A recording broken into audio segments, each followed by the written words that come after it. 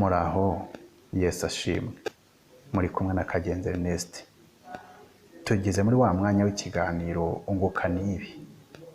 Hari interuro 11 twabateguriye zagufasha mu buzima bwawe bwa buri munsi. Nizi zikurikira. Iyerekwa ntibisobanuye ko uzahazaza hawe, ahubwo ni ukumenya ufite ahazaza hawe. Ikintu cyose Imana izakugezaho kiri mu biganza by'abantu.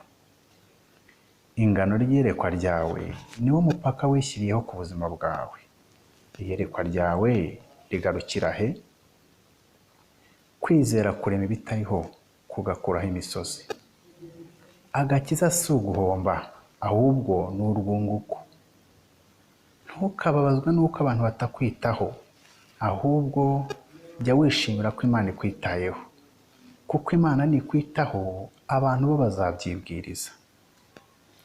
Burya ibikoresho ufite bikomeye mu buzima byakugeza kure nibi, ni akanwa burya ngo ndetse n'intekerezo. Ntukamare umwanya munini ubwira Imana, ahubwo jya umara umwanya munini wumva Imana. Gusenga si aho usengera, ahubwo ni uburyo ubikora. Niba Imana ikubereye byose, ufite ibyo ukeneye byose. Jya uba uwo Imana ishaka kuba we, aho kuba uwo abantu bashaka kuba. Murakoze, naho ubutaha. Mwari kumwe na Kagenzi Ernest.